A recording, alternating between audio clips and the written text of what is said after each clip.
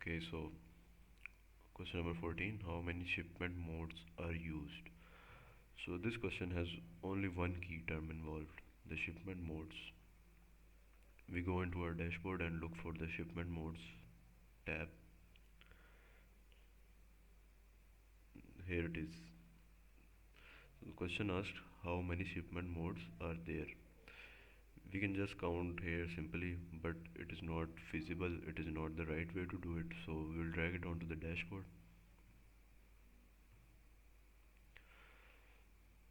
Once it is on the dashboard, we need to create a presentable visualization which shows how many there are total.